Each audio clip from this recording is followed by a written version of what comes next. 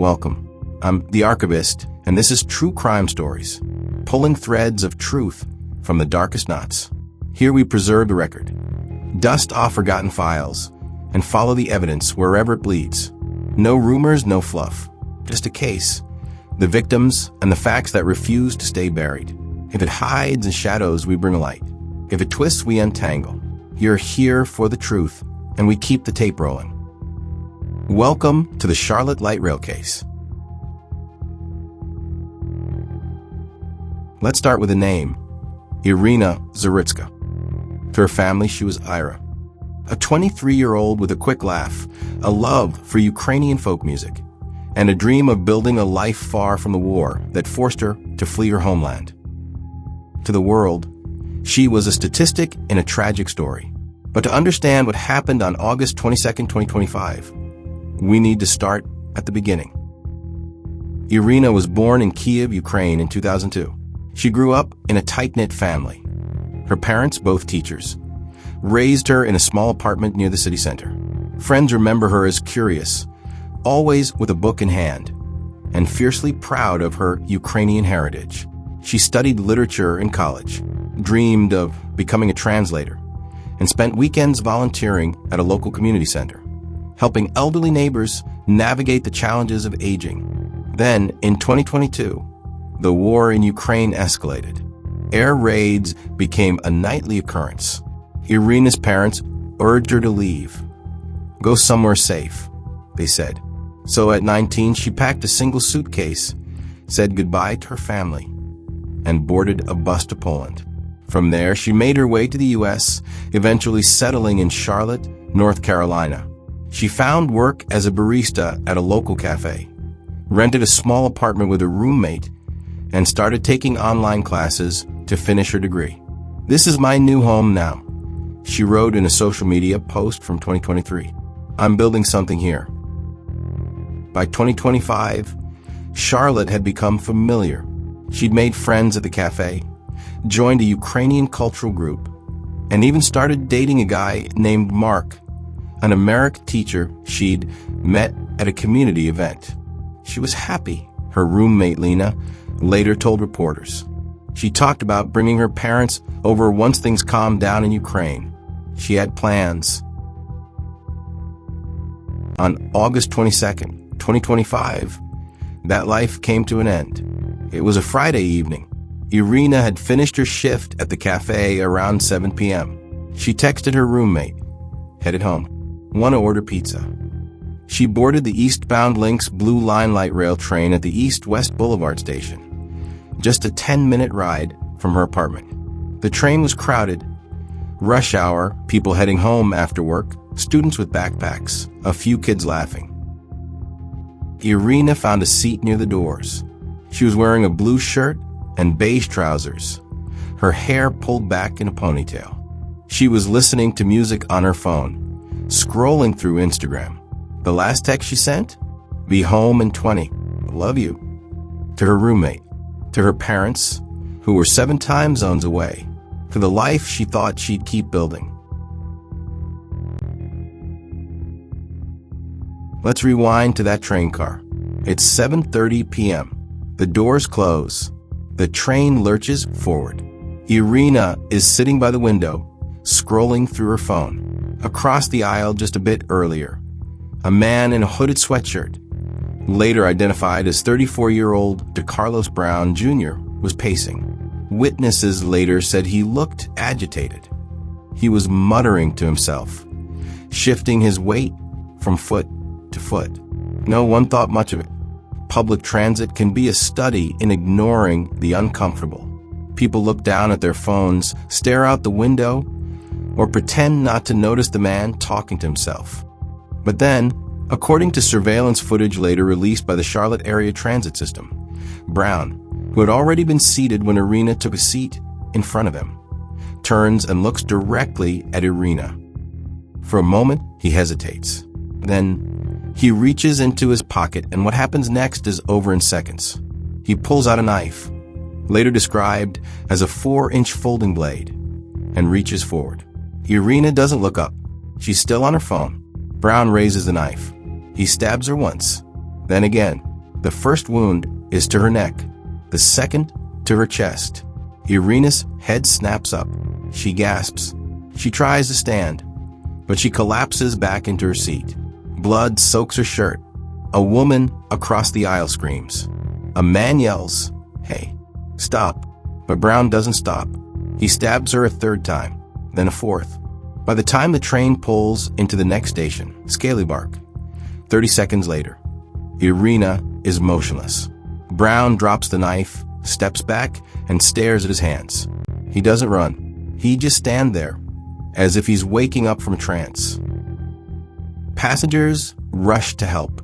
A nurse on the train tries to stop the bleeding. Someone calls 911, but Iryna is already gone.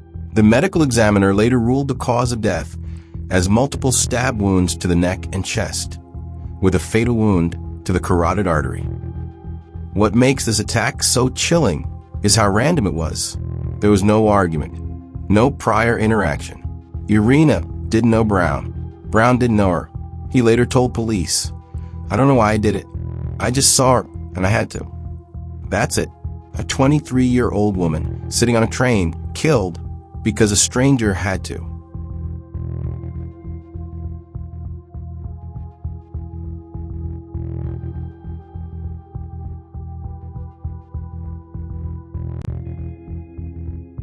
Who was DeCarlos Brown Jr.? To understand that, we need to look at his history. Born in Charlotte in 1991, Brown had a childhood marked by instability. His parents split when he was young. He was raised by his grandmother in a low-income neighborhood. By his teens, he was in and out of trouble. Petty theft, vandalism, a few minor drug charges. But it was his mental health that defined his adult life. Court records show he was first diagnosed with schizophrenia at 19. He spent time in and out of psychiatric hospitals. In 2020, he was arrested for assault after hitting a stranger at a bus stop. The charge was dropped when he was deemed incompetent to stand trial due to his mental state. In 2023, he was hospitalized again after threatening a neighbor with a knife. Each time, he was released with a prescription for antipsychotics and a referral to outpatient care. But according to his sister, who spoke to reporters after the attack, he rarely took his meds. He'd say they made him feel like a zombie, she said. He'd rather be sick than feel nothing. By 2025, Brown was homeless.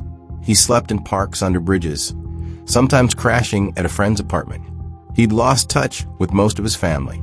His sister said she hadn't seen him in months. He was off the grid, she said. We tried to help, but he pushed us away.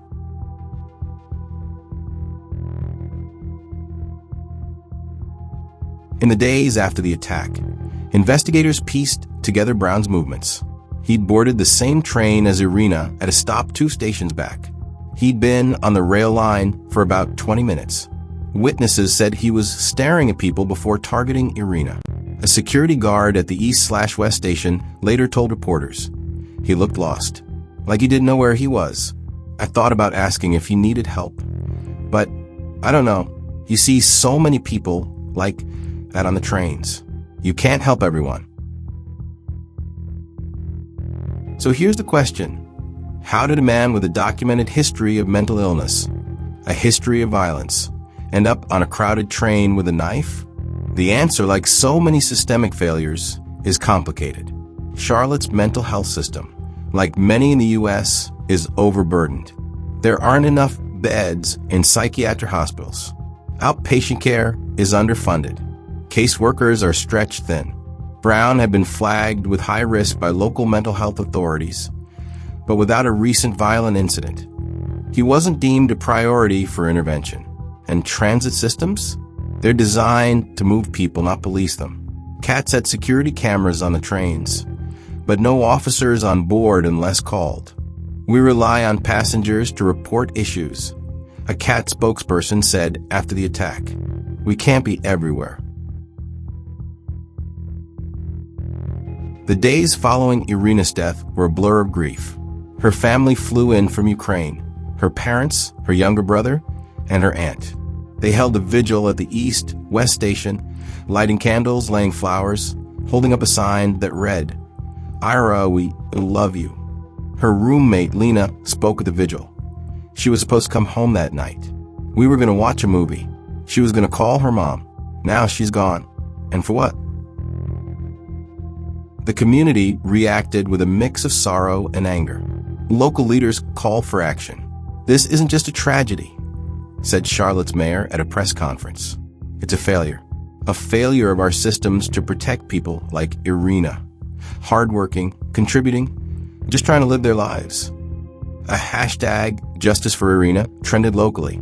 People shared stories of their own experiences on the light rail, near misses and unsettling encounters, a sense that the system wasn't keeping them safe.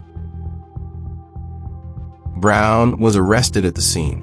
He's currently being held without bond, charged with first-degree murder.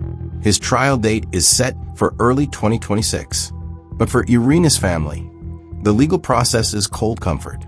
"We want him to pay," her father told a Ukrainian news outlet. "But no sentence will bring our Ira back."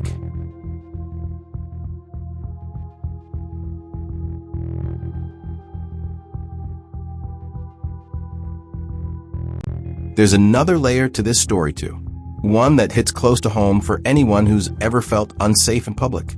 Iryna's death reignited debates about transit safety. Should there be more security on trains? Metal detectors? Officers on every platform? Some argued, yes. "We need to protect people," they said. Others pushed back. "More policing won't solve the root issue. We need to address mental health, homelessness, and the isolation that drives people like Brown to violence." And then there's the question of Iryna's story as a refugee. She fled war only to die on a train in a country that promised safety. "It's a double tragedy," said a spokesperson for a local Ukrainian advocacy group. "She came here to escape violence, and violence found her anyway." Iryna Zarutska was 23. She had her whole life ahead of her. She loved Ukrainian folk music, her family, and the small routines of her life in Charlotte. Her cafe job, her classes, her walks home from the train station. She didn't deserve to die because a stranger had to hurt her. Her story is a reminder that tragedy can strike anywhere at any time. It's a reminder that systems meant to protect us, mental health care, public transit, community support, often fail the most vulnerable. And it's a reminder that behind every statistic is a person, a daughter, a friend, a dreamer. In the weeks after her death, a GoFundMe page has been opened and is accepting donations to her family. Iryna's story is one of loss, but also of love, of a life that mattered, and of a community's resolve to make sure no one else has to endure what she did. Rest in peace, Iryna. Your light will not be forgotten. Thanks for watching. If you found this story impactful, consider subscribing for more true crime and educational content. And if you or someone you know is struggling, remember, you're not alone. The National Suicide Prevention Lifeline is 988. Until next time, stay informed, stay compassionate, and stay safe.